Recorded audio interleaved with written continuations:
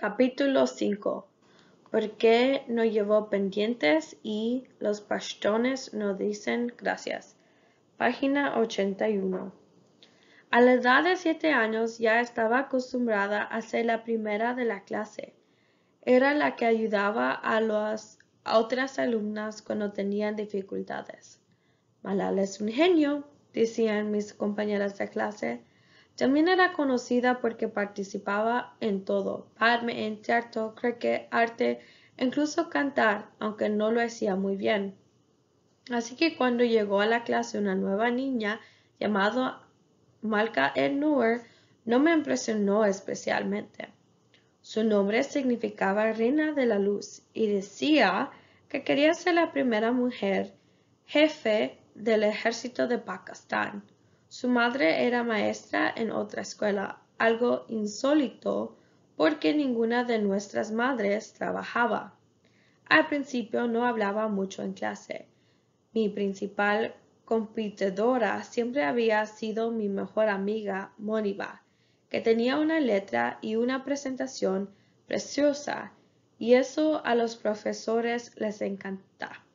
Pero yo sabía que podía superarla en cuanto al contenido. Así que cuando hicimos los exámenes finales y Malka Al-Noor sacó las mejores notas, fue un golpe para mí. En casa no paraba de llorar y mi madre tenía que consolarme. Por aquellas fechas nos mudamos a la casa en que vivíamos, que estaba en la misma calle que la de Moniba, a una zona a que no tenía amigos. Ahí vivía una niña llamada Safina, que era un poco más pequeña que yo, y empezamos a jugar juntas. Era una niña mimada que tenía muchas muñecas y una caja de zapatos llena de joyas, pero no dejaba de mirar el teléfono móvil de plástico que mi padre había comprado y que era el único juguete que tenía.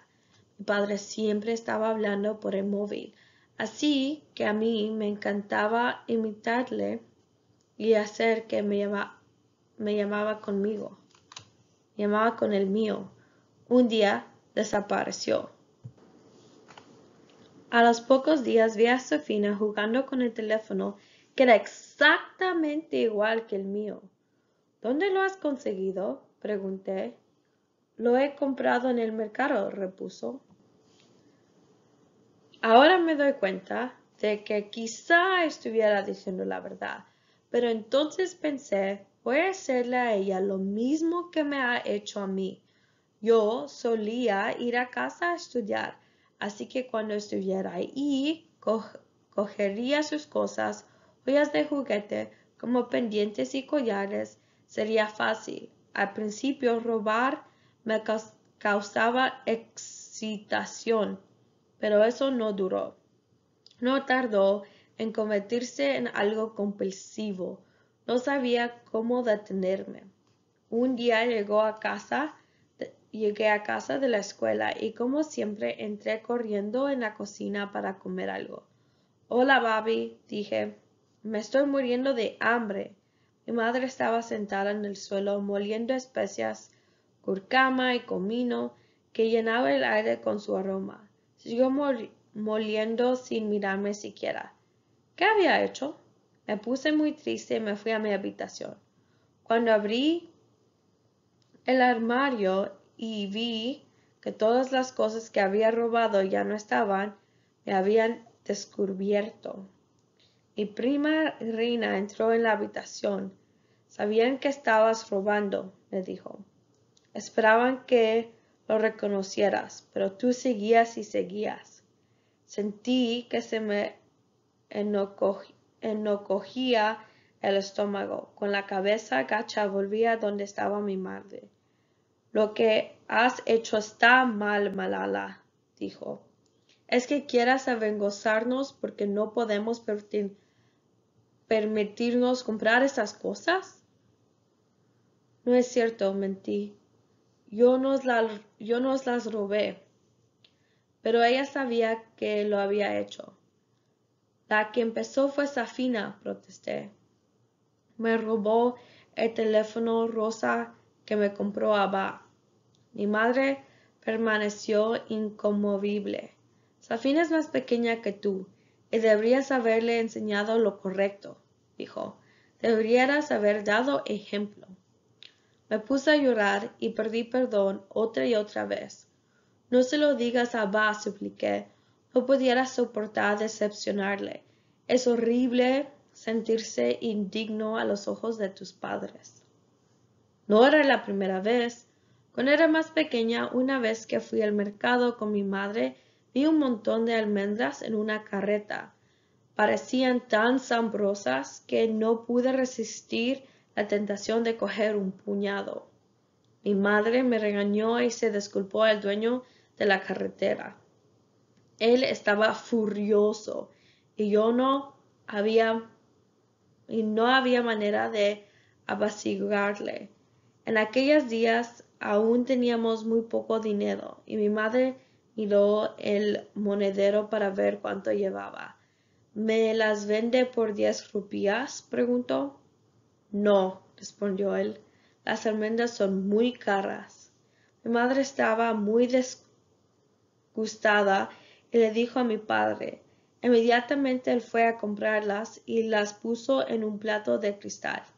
Las almendras son buenas, dijo. Si te las tomas con la leche antes de acostarte, te hacen inteligente. Pero yo sabía que no tenía dinero y que las almendras en el plato eran un recordatorio de mi culpa.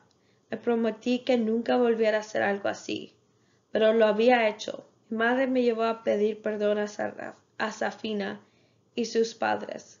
Fue muy duro. Safina no dijo nada sobre mi teléfono, lo que no me pareció justo, pero yo tampoco lo mencioné. Aunque me sentía mal, también estaba aliviada de que todo hubiera terminado. Desde aquel día no he vuelto a mentir ni a robar. Ni una sola mentira, ni un centavo, ni siquiera las monedas que mi padre deja por la casa y con que podemos comprarnos alguna chuchería.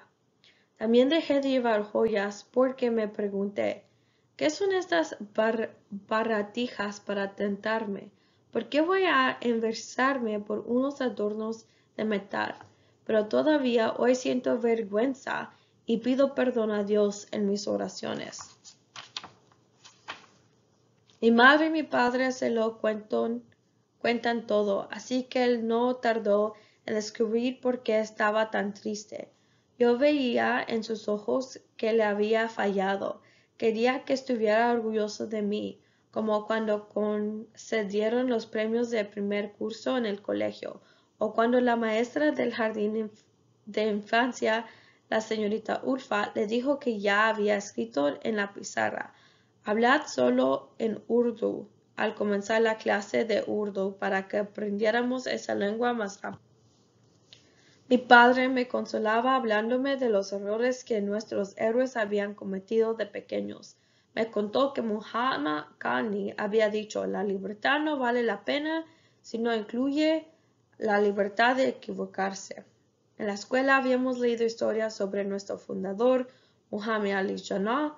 El niño en Karachi estudiaba a la luz de las farolas de la calle porque no tenía luz en la casa.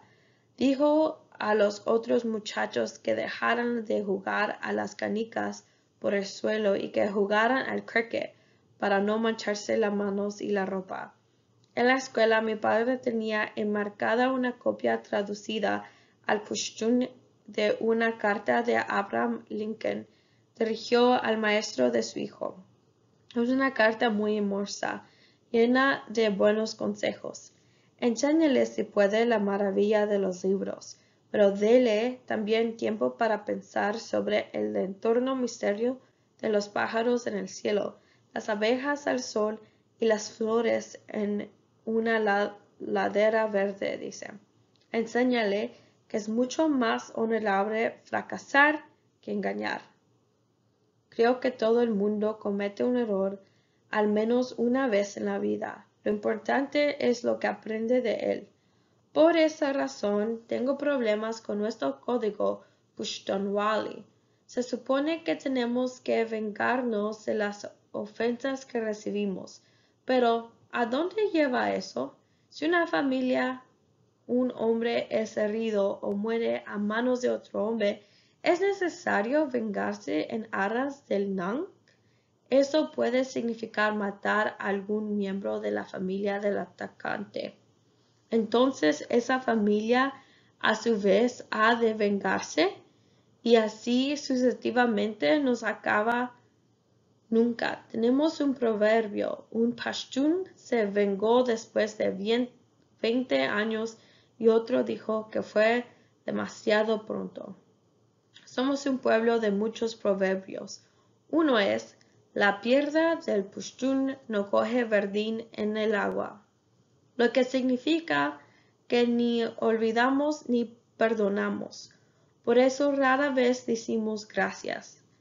Mañana, pues, creemos que un pashtun nunca olvida una buena acción y está obligado a corresponder en algún momento, lo mismo que haría si la acción fuera mala. La bondad solo puede ser agradecida con bondad, no con palabras como gracias. Muchas familias viven en recintos cerrados con torres de vigilancia al fin de que sus enemigos no se sorprenden. Conocemos a muchas víctimas de disputas. Una de ellas fue Sher Zaman, un hombre de la aldea de mi padre que fue con él al colegio y siempre tenía mujeres notas que él. Mi abuelo y mi tío solían tomar el pelo a mi padre diciéndole, no eres tan bueno como Sher Zaman. Tantas veces que él llegó a desear que se desprendieran una roca de una montaña y lo aplastaran. Pero Sher Zaman no fue a la universidad y terminó despachando medicamentos en la farmacia de la aldea. Su familia se enzarzó en una disputa con sus primos sobre un pequeño terreno en el bosque.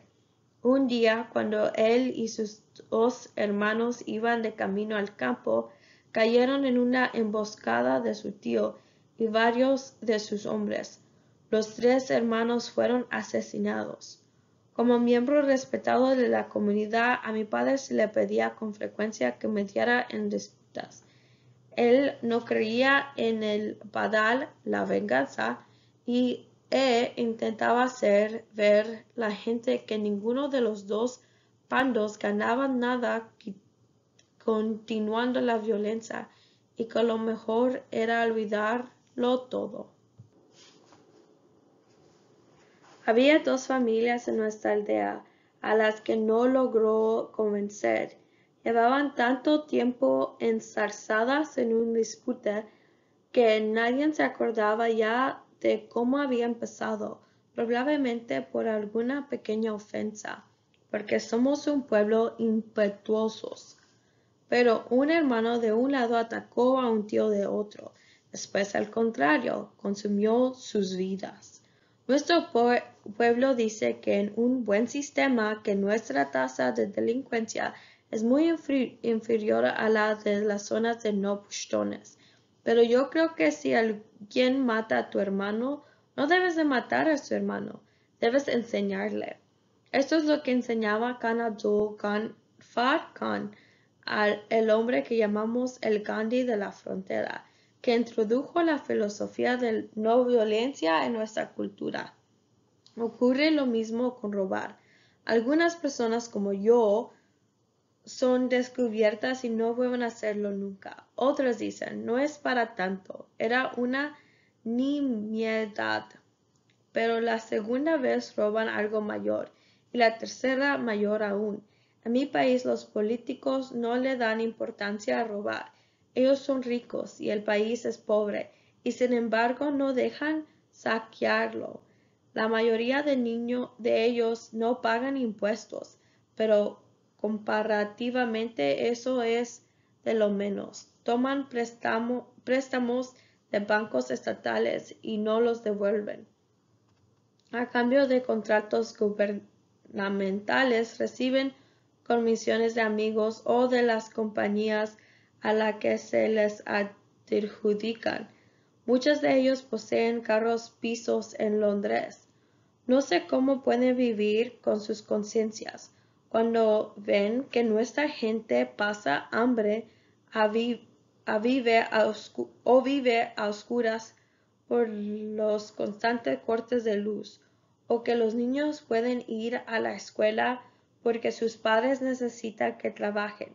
Mis padres dicen que Pakistán tiene la maldición de unos políticos que solo preocupan por dinero. No se les preocupa si el ejército quien realmente lleva el avión con tal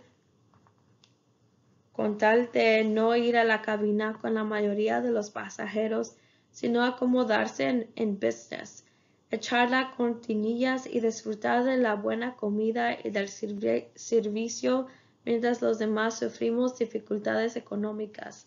Nací en una especie de democracia en la que durante 10 años se sucedieron los gobiernos de Benazir Bhutto y de Nawaz Sharif, con ocasiones recíprocas de corrupción y sin que ninguno de los dos llegara a cumplir su mandato completo. Pero 2 años después de mi nacimiento, los generales volvieron al poder. Ocurrió una forma tan espectacular que parece película. Nawaz Sharif era primer ministro en aquellos momentos. Se enemistó en el jefe del ejército, el general Pervez Musharraf, y él destituyó. Esto ocurrió mientras el general Musharraf regresaba de Sri Lanka en un avión de las líneas aéreas pakistaníes. Nawaz Sharif estaba tan preocupado por su reacción que intentó impedir que su avión aterrizara en Pakistán. Ordenó que su aeropuerto de Karachi apagara las luces de aterrizaje y situara coches de bomberos en la pista para bloquearlo, aunque el avión llevaba otros 200 pasajeros y no tenía suficiente combustible para llegar a otro país. Una hora después de ser anunciado por televisión la destitución de Musharraf, los atacantes estaban en la calle y las tropas habían tomado de los aeropuertos y las salas de redacción de los medios. El general Iftikhar asaltó la torre de control de Karachi para que el avión de Musharraf pudiera aterrizar. El ejército se hizo con el poder y metió a Sharif en un calabozo en el fuerte de Takak. Alguna gente lo celebró invitando a dulces porque Sharif era impopular, pero mi padre lloró cuando escuchó la noticia. Él creía que ya no habría dictadores militares. Se acusó a Sharif de traición y solo pudo salvarse gracias a sus amigos en la familia real saudí que organizó su exilio. Musharraf fue nuestro cuarto dictador militar. Como todos los dictadores, empezó dirigiéndose a la nación por televisión. Mere Aja Amwatano, queridos compatriotas, y después emprendió una larga tirada contra Sharif, sobre que dijo que había perdido nuestro honor, dignidad y respeto. Se comprometió a acabar con la corrupción y perseguir a los culpables del robo y el saqueo de la riqueza nacional. Prometió que haría públicos sus bienes y su declaración de la renta. Dijo que permanecería poco tiempo en el poder, pero nadie le creyó. El general Zia había prometido quedarse 90 días y al final fueron 11 años hasta que murió en el accidente de avión. Es la misma vieja historia, dijo mi padre, y tenía razón. Musharraf prometió acabar con el antiguo sistema feudal, por el que algunas pocas docenas familias controlaban todo el país e incorporaban carreras nuevas a la política. Sin embargo, en su gobierno estaban las mismas caras de siempre. De nuevo, nuestro país fue expulsado del Commonwealth y se convirtió en alguna oveja negra internacional. Los estadounidenses ya habían suspendido la mayor parte de la ayuda el año anterior cuando llevamos a cabo pruebas nucleares, pero ahora casi todo el mundo nos boicoteaba. Con una historia así, no resultó difícil entender por qué la población de Swat no siempre estaba de acuerdo con formar parte de Pakistán. Cada pocos años, Pakistán nos enviaba un nuevo comisionador delegado para gobernar Swat, lo mismo que habían hecho los británicos en la época colonial. A nosotros nos parecía que aquellos burócratas solo venían a nuestra provincia para enriquecerse y después volverse a casa. No tenían ningún interés en desarrollar Swat. Nuestro pueblo estaba acostumbrado a ser sumiso, porque con el Valí no se toleraba ninguna crítica. Si alguien lo ofendía, toda su familia podía ser expulsada de Swat. Así que cuando llegaron los comisionados delegados de Pakistán, eran los nuevos reyes y nadie los cuestionaba. Mucha gente mayor recordaba con nostalgia los días de última Valí. Entonces decían, las montañas todavía estaban cubiertas de árboles. Habían escuelas cada 5 kilómetros. El Sahib Valí les estaba en persona para resolver sus problemas. Después de lo que ocurrió con Safina, hice la promesa de no volver a portarme mal con un amigo. Mi padre siempre dice que es importante tratar bien a los amigos.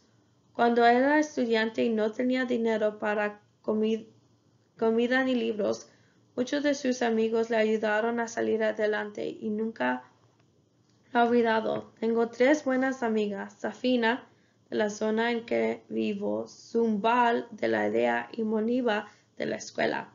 Moniba se convirtió en mi mejor amiga en primaria cuando vivíamos cerca de la otra y la convencí de que viniera a nuestra escuela. Es una chica lista, pero nos peleamos con frecuencia, especialmente cuando vamos de excursión con el colegio. Su familia es numerosa, tiene 3 hermanas y 4 hermanos. Para mí es como mi hermana mayor, aunque le llevo 6 meses. Moniba establece normas que yo trato de seguir. No tenemos secretos entre nosotras y no compartimos nuestros secretos con nadie. No le gusta que hable con otras chicas y dice que debemos cuidarnos de relacionarnos con personas que no se comportan correctamente y que tienen reputación de crear problemas. Siempre dice, tengo 4 hermanos y si hago lo más mínimo que esté mal me pueden sacar de la escuela. Yo quería tan desesperadamente no decepcionar a mis padres que hacía recados para todos. Un día nuestro vecino me pidieron que les comprara maíz en el mercado. En el camino me atropelló un muchacho que iba en una bicicleta y el hombro izquierdo me dolía tanto que se me llenaron los ojos de lágrimas. De todas formas fui a comprarle maíz, se lo llevé a mis vecinos y después fui a casa. Solo entonces lloré, porque después descubrí la forma perfecta de recuperar el respeto de mi padre. La escuela anunció un concurso de oratoria y Moniba y yo decidimos inscribirnos. Me acordé de cómo mi padre había sorprendido a mi abuelo y quise hacer lo mismo. A ver, el tema no podía dar crédito. La honestidad es la mejor política. La única práctica que yo tenía era leer poemas en el alto cuando en la escuela nos reuníamos por la mañana, pero había una niña mayor llamada Fátima que era una buena oradora. Era muy guapa y se expresaba con vivacidad. Podía hablar tranquilamente ante cientos de personas a las que mantenía absortas con cada palabra suya. Moniba y yo observábamos porque queríamos ser como ella. En nuestra cultura, los discursos los suelen escribir los padres, tíos o maestros. Normalmente están en inglés o en urdu, no en nuestro pushto nativo. Creíamos que hablar en inglés significaba que era más inteligente. Por supuesto, estábamos equivocados. Con independencia de la lengua que escojas, lo que importa son las palabras que empleas para expresarte. Amóniba escribió el discurso uno de sus hermanos mayores. Citaba hermosos poemas de Ayaba Iqbal, nuestra poeta nacional. El mío lo escribió mi padre. En él comentaba que si quieres hacer el bien, pero lo haces incorrectamente, sigue siendo incorrecto. Acababa con las palabras de Lincoln. Es mucho más honorable fracasar que engañar. Llegó el día y solo se presentaron 8 o 9 jóvenes. Moniba habló bien, estaba muy tranquila y su discurso era muy emocional y poético, que era el mío, aunque el mío tenía un mensaje mejor. Yo estaba muy nerviosa antes de que me tocara hablar y me temblaba de miedo. Mi abuela había venido a verme y yo sabía que realmente quería que ganara, lo que ponía aún más nerviosa. Recuerdo que mi padre me había dicho que respirara profundamente antes de empezar, pero vi que todos los ojos estaban fijos en mí y comencé a hablar apresuradamente. Me perdí muchas veces porque las páginas no dejaban de moverse en mis temblorosas manos, pero cuando terminé con las palabras de Lincoln miré a mi padre. Estaba sonriendo. Los jueces anunciaron el resultado. Moniba había ganado. Yo era la segunda. No me importó. Lincoln también había escrito en la carta al maestro de su hijo: enséñale a perder con dignidad. Yo estaba acostumbrada a ser la primera de la clase, pero me di cuenta de que incluso si ganas 3 o 4 veces, no tienes garantizada la siguiente victoria sin más, y que a veces es mejor contar tu propia historia. Empecé a escribir mis propios discursos y pronunciarlos de otra forma, desde el corazón, no desde la hoja del papel.